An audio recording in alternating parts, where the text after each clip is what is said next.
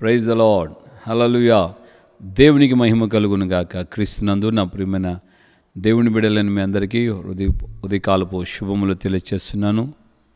మన Carmel revival ministries ద్వారా దేవుడు అనుగ్రహించుచున్న ఈ అనుదినపు అభిషేక వర్తమాన కార్యక్రమాలు మీకు మీ కుటుంబానికి క్షేమాన్ని, ఆశీర్వాదాన్ని, దైవ సంబంధమైనటువంటి మార్గాల్ని తెలియచేస్తూ దేవుని ఆత్మ మూలముగా నడిపించబడడానికి ప్రభు సహాయం చేస్తున్నారు. అలాగే మీ ప్రార్థన కూడా మాకు సహకారంగా ఉంది. దేవునికి స్తోత్రం. హల్లెలూయా.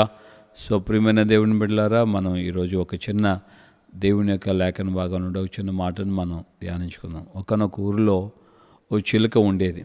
ఆ చిలుక తను గుడ్లు పెట్టి పిల్లల్ని పెద్ద చేసింది, పొదిగి పెద్ద చేసింది. సో పిల్లలు ఇక అప్పుడప్పుడే రెక్కలు వస్తున్నాయని అవి ఎగరడానికి ప్రయత్నం చేస్తున్నాయని గ్రహించిన ఆ తల్లి పిల్లలందరూ ఒకవేళ ఎప్పుడైనా అనుకోకుండా ఎక్కడైనా అపాయంలో చిక్కుంటారేమో అని వాటి గురించి భయమేసి బాధపడి దాన్ని పిల్లలన్నిటినీ ఒక రోజున కూర్చుకొని పిల్లలకు ఒక చక్కటి పాట నేర్పించింది. ఆ పాటలు ఏంటంటే మనం కూడా చిన్నప్పుడు విన్నాం. మనం చిన్నప్పుడు కూడా వాటిని మనం పాడి ఉంటాం. సో చిలుక తన పిల్లలకి నేర్పించిన పాట అంటే వేటగాడు వస్తాడు, వల విసురుతాడు, చెట్లు చాట దాక్కుంటాడు, నూకలు చల్లుతాడు, జాగ్రత్త అని. సో ఈ విధంగా పిల్లలకి ఆ చిలుక నేర్పించింది. చిలక పిల్లలు అన్నీ చక్కగా నేర్చుకున్నాయి. బాగా అన్నీ కూడా పాట పాడటం ప్రారంభించాయి. మంచిగా పాడటం, మంచిగా ఆలపించటం జరిపింది. సో ఇప్పుడు ఈ తల్లికి ఏమనిపించిందంటే, నా పిల్లకి ఏమాత్రం డోకలేదు, ఇక నేను ఉన్నా లేకపోయినా ఇవి ఎగురటం ప్రారంభించిన తర్వాత ఖచ్చితంగా తమను తాము అవి కాపాడుకోగలుగుతాయి అన్నటువంటి దృక్పథంతో ఆ తల్లి ఇక అడవికి వెళ్ళింది. ఆ రోజు రానే వచ్చింది. వేటగాడు వచ్చాడు. వేటగాడు వస్తుండగా ఇవి పాడాయి, వేటగాడు వస్తున్నాడు జాగ్రత్త అని. వీడికి ఏం అర్థం కాలే, ఏంటి నన్ను చూసి కరెక్ట్గా ఇవి గుర్తుపట్టే వేటగాడు అంటున్నాయని చెప్పి మొత్తానికి దాక్కొని వల విసురుతాడు జాగ్రత్త అని.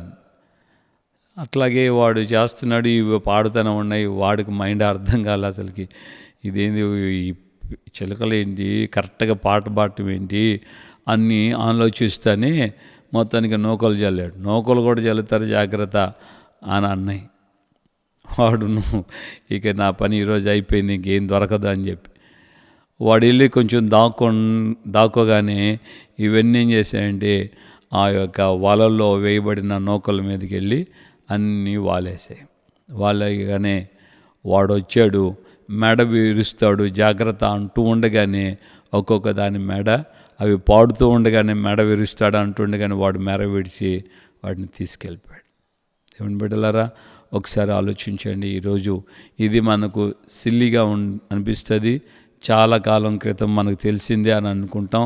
కానీ దీంట్లో ఉన్న ఆత్మ సంబంధమైనటువంటి ఆ మాటను మనం గమనిస్తే చాలామంది క్రైస్తవులమైన మనం నేటి దినాల్లో క్రైస్తవుల యొక్క పాట చాలా అమోఘంగా ఉంటుంది.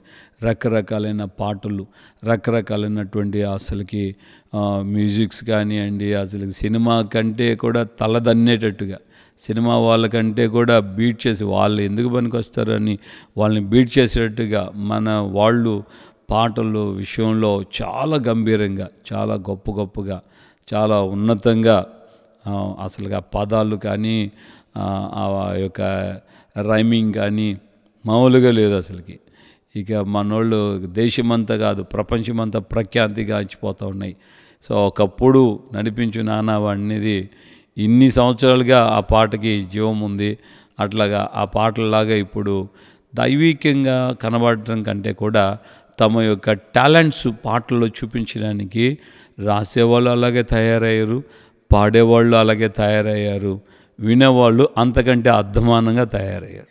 ఏంటంటే వినటం వరకే, వాళ్ళేమో రాసేది ఒక బ్యాచ్, పాడేది ఒక బ్యాచ్, వినేది ఇంకొక బ్యాచ్. మొత్తానికి క్రైస్తవులలో రాయటం, పాడటం, వినటం ఈ మూడు జరుగుతూనే ఉన్నాయి.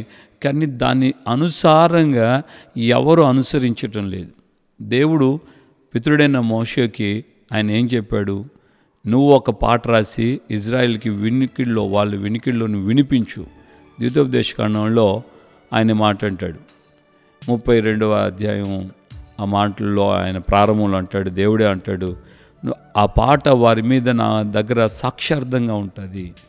సో దేవుని బిడ్డలుగా ఈ రోజున మనం ఏమైతే పాడుతున్నామో, ఏమైతే రాస్తున్నామో, ఏమైతే మనం వింటున్నామో వాటికి అనుగుణంగా ఎప్పుడైనా ఏదైనా మన జీవితంలో కొంచెం కాకపోయినా కొంచెం ఒక కిలోమీటర్ దూరం వెళ్ళాలన్నా ఒక అడుగుతో స్టార్ట్ అవుతుంది కదా. అలాగే స్టెప్ బై స్టెప్ ఒక అడుగు మీద అడుగు తర్వాత అడుగు అయినా సరే మన జీవితంలో మార్పులు ఏమైనా ఉన్నాయా? ఒక్కొక్క పాట వింటున్నప్పుడు ఆ దైవజనులు ఎంతో భారంతో రాసిన వాళ్ళు ఉన్నారు, కన్నీళ్లతో రాసిన వాళ్ళు ఉన్నారు. తమ జీవితాల్లో దేవుని యొక్క పాదాల దగ్గర తమ పొరపాట్ల నిమిత్తమై, పాప నిమిత్తమై, పశ్చాత్తాప నిమిత్తమై క్షమాపణ పొందేటట్లుగా ఆ క్షమాపణ కోసం రాసిన పాటలు కూడా ఉన్నాయి.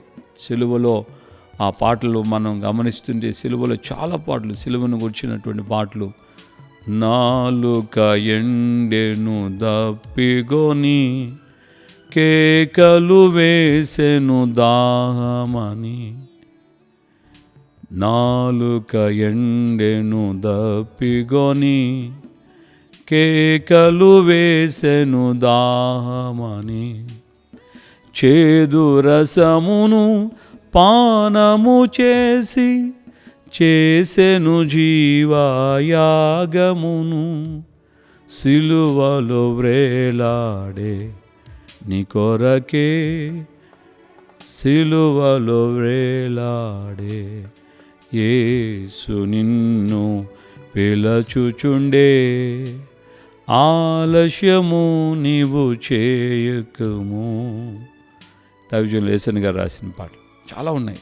సిలువలో సిలువలో ఆ ఘోర కల్వరిలో తులువల మధ్యలో వ్రేలాడిన యేసయ్యా.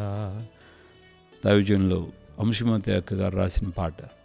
ఇట్లాగా మనం గమనిస్తే టీపీఎంలో కూడా చాలా ఈ విధంగా సిలువకు సంబంధించి 10,000లో అతి కాంక్షణీయుడు ఎంతో వికారుడాయ, నా నిమిత్తమే శాపగ్రస్తుడై ఘోర సిలువను మోసి వహించు, ఈ గొప్ప ప్రేమ నేను మరువన్ జీవిత కాలములో, ఈ గొప్ప ప్రేమ నేను మరువన్ జీవిత కాలములో. దరిదాపుగా 40 సంవత్సరాల నుంచి నేను ఈ పాట వింటున్నాను. నాకు ఇప్పుడు 51 సంవత్సరం. నాకు వచ్చినప్పటి నుంచి, అంటే 10 సంవత్సరాలు తీసేసిన 40-41 సంవత్సరాలుగా ఈ పాట నాకు తెలుసు. ఆ పాటల్లో ఇలాంటి పాటలు చాలా ఉన్నాయి. అనేక ఈ రోజున ఎవరికి నచ్చినట్లుగా, ఎవరికి వచ్చినట్లుగా, ఎవరికి రాగం కుదిరినట్టుగా రకరకాలుగా పాటలు పాడుతున్నారు. చాలా మంచిదే దేవుని బిడ్డలారా. కానీ ఆ పాట నీ మీద ఒక రోజున సాక్ష్యార్థంగా ఉంటుందన్న విషయాన్ని మర్చిపోవద్దు. ఆ పాట నీ మీద సాక్ష్యార్థంగా ఉంటుంది. మనం పాడినంత మాత్రాన సరిపోదు, రాసినంత మాత్రాన సరిపోదు, రికార్డింగ్ స్టూడియోలో పాడినంత మాత్రాన సరిపోదు, విన్నంత మాత్రాన సరిపోదు. ఆ పాట ఒక రోజున మన మీద నేరంగా, నేరము మన మీద దోషిగా ఆ పాట, మన నోటి నుంచి వచ్చిన ఆ పాట మనం కూడా రికార్డింగ్ స్టూడియోలో మనం పాడకపోయినా పాడిన పాటలు మనం పాడాం కదా, వాటిని బట్టి కూడా మనం ఒక రోజున జీవించకపోతే తీర్పులోనికి వస్తాం. అందుకని దేవుడు ఆమోసు గ్రంథంలో ఈ మాట అంటాడు, మీ యొక్క సంగీతం నా ఎదురు నుండి తొలగించండి, మీ పాటలు నా ఎదురు నుండి తీసివేయండి, అవి నాకు ఇష్టంగా లేవు అని అంటాడు. అట్లాగని దేవుని యొక్క ఉద్దేశం సంగీతాలు, ఈ పాటలు ఇవేం వద్దని కాదు దాని ఉద్దేశం. ఆయన్ని మనం స్తుతించడం, కీర్తించడం, గణపరచడం తప్పని ఆయన అంటం లేదు. అలాగే దేవుని యొక్క సేవకుడిగా నేను కూడా ఆ అర్థం ఇచ్చేటట్టుగా నేను ఇట్లా ఈ మాట చెప్పట్లేదు. యేసయ్య ఈ యొక్క శరీరధారిగా ఉన్నటువంటి ఆ దినాల్లో యోహాను సువార్తలో సమరయ స్త్రీతో ఆయన అన్నాడు, అమ్మా, దేవుని ఆరాధించు వారు ఆత్మతోనూ సత్యముతో ఆరాధించాలని ఆయన కోరుకుంటున్నాడు అని యేసయ్య దేవుని యొక్క కోరికను కూడా వెల్లడి చేశాడు. మరి ఈ రోజున మనం పాడే పాటలు, చేసే ఆరాధన మన హృదయపూర్వకంగా దేవునికి అవి అంగీకారం అవుతున్నాయా, లేకుంటే మనం మనుషుల మెప్పు కోసమో, లేకుంటే మనల్ని మనం టాలెంట్స్ చూపించుకోవడానికి కోసమో మనం పాటలు పాడుతున్నామా, లేకుంటే వింటున్నామా? ఏ పాటలు వినడానికి ఇష్టపడుతున్నావు? ఏ పాటలు నీకు ఇష్టం? ఏ స్వరం నీకు ఇష్టం? ఏ యొక్క మ్యూజిక్ ఇష్టం? చాలామందికి మ్యూజిక్ ఎంత ఊపు ఉంటే అంత డీజేలు పెట్టుకొని ఊపుతూ ఉంటే అంత భక్తి వచ్చినట్టు, లేకుంటే అంత అభిషేకం వచ్చినట్టు, అది అంత దేవునికి ఇష్టంగా ఉన్నట్టు. కొట్టో కొట్టో కొట్టో కొట్టో, ఇక ఇదే ఎయ్యి కొట్టో అన్నట్లుగా ఈరోజున క్రైస్తవ లోకం దేవునికి ఇష్టమయ్యే రీతిలో ఉందా, లేకుంటే దేవునికి వెక్కసం చేస్తున్నట్లుగా, ఆయాసం దేవునికి చీదరబుట్టించేటట్లుగా ఉందా? ఆలోచిద్దాం. దేవుని యొక్క సన్నిధిలో మనం పాడే ప్రతి పాట మన మీదే ఒక రోజున, ఒకవేళ ఎవరు రాశారో, ఎవరు స్టూడియోలో పాడారో మనకు అవసరం లేకపోయినా, ఆ పాటని విని ఆ పాట నీ నోటి నుంచి పాడినా తప్పనిసరిగా నీవైనా నేనైనా ఎవరైనా సరే ఆ పాట అనుసారంగా రేపు దేవుని దగ్గర లెక్క చెప్పవలసి వస్తే ఎక్కడ తాకుంటావు, ఎక్కడ తప్పించుకోగలుగుతావు? సరిగా లేకుండా ఊరికే పాడినంత మాత్రాన మనం భక్తులం అయిపోయాం. దేవుని యొక్క రాజ్యంలో, పరలోక రాజ్యంలో మనమే ప్రవేశించాం. సరి చేసుకుందాం. ఆ యొక్క చిలుకలు, ఆ పిల్లలన్నీ కూడా వేటగాని యొక్క వలలో చిక్కుబడ్డాయి, పాడాయి, అయినా చిక్కుబడ్డాయి. వాడు ఇవి అంటున్నాయి, వీటి నోటి నుంచి మెడ విరుస్తాడు అని తల్లి నేర్పించింది, విరుస్తాడు అని వీటి నోటి నుంచి వస్తూనే ఉన్నాయి. వేటగాడు విరుస్తూనే ఉన్నాడు, ఆడు ఇరుస్తున్నాడు. వీటి యొక్క గొంతులో నుంచి ఆ మాటలు వస్తుండగా వాడు తలలు విరుస్తూ వచ్చాడు. ఒక రోజున సాతాను నిన్ను పట్టుకొని అలాగే విరచుక మునిపే మనం ఏం పాడుతున్నామో దాని ప్రకారం జీవించడానికి దేవుని బిడ్డలుగా మనం అప్పగించుకోవాలి. ప్రార్థన చేసుకుందామా? విరిగి నలిగిన మనసుతో ఒకసారి ఆలోచించి దేవుని అడుగు, సరిగా నేను ప్రవర్తించడానికి నీ కృప నాకు ఇవ్వయ్యా అని ప్రార్థన చేస్తే తప్పకుండా ఆయన నీకు సహాయం చేస్తాడు. ప్రార్థన. ప్రేమగల తండ్రి, మీ పాదాలు స్తోత్రాలు. ఈ కాలం ముందు మాతో మీరు మాట్లాడిన మీ అమూల్యమైన వాక్కుకై స్తోత్రాలు చెల్లిస్తున్నాను. నా ప్రభు రక్షకుడా, నజరేయుడా, ఈ యొక్క ఉదయకాలం ముందు నా ప్రభు అయ్యా, మీ యొక్క సన్నిధి నుండి మాకు ఇవ్వబడిన మీ లేఖన భాగాలను బట్టి మీకు స్తోత్రాలు చెల్లిస్తున్నాను. దైవజనులుగా, దేవుని బిడ్డలుగా, విశ్వాసులుగా, సంఘ బిడ్డలుగా అయ్యా మేము మీ యొక్క సన్నిధిలో ఏమైతే రాస్తున్నామో, ఏమైతే పాడుతున్నామో, ఏమైతే వింటున్నామో అవే మా మాటలు, ఆ మాటలే మా మీద ఒక రోజున సాక్షార్థంగా ఉండబోతున్నాయి. కనుక జాగరూకులమై ప్రభువా, ఈ రోజున మీ సన్నిధిలో అయ్యా మీ కృపకు, మీ సన్నిధికి అప్పగించుకుంటున్నాం. మీ చిత్త ప్రకారంగా మమ్మల్ని కాపాడి సంరక్షించండి, బలపరచండి, చాలిన దేవుడిగా ఉండి సహాయం చేయమని వేడుకుంటున్నానయ్యా. మీరే మీ నామాన్ని ఘనపరచుకోండి ప్రభువా. మా అందరి మీద మీ అభిషేకాన్ని, మీ కృపను, మీ బలాన్ని, మీ శక్తిని అనుగ్రహించి మేమేమైతే వింటున్నామో, ఏమైతే పాడుతున్నామో వాటి ప్రకారంగా జీవిస్తూ మీరు అక్కడికి రాజ్యానికి నిందారైతులుగాను, సంపూర్ణులుగా, పరిశుద్ధులుగా, మహిమగల సంఘముగా మీ ఎదుట మేము నిలబట్టుకు సహాయం వచ్చే ఘనత, మహిమ, ప్రభావాలు మీరు మాత్రమే పొందమని యేసు నామములో ప్రార్థన చేసి పొంది ఉన్నాము తండ్రి. ఆమేన్. మన ప్రభువైన యేసుక్రీస్తు కృపయు తండ్రి అయిన దేవుని ప్రేమ, పరిశుద్ధాత్మిక అన్యోన్య సహవాసం, సమాధానం ఇప్పుడు ఎల్లప్పుడూ సకల పరిశుద్ధులకి మనకును ప్రభు రాకడ పర్యంతం కృపతోడై ఉండి నడిపించును గాక. ఆమేన్, ఆమేన్, ఆమేన్. హల్లెలూయా. ప్రభుపేట అందరికీ వందనాలు.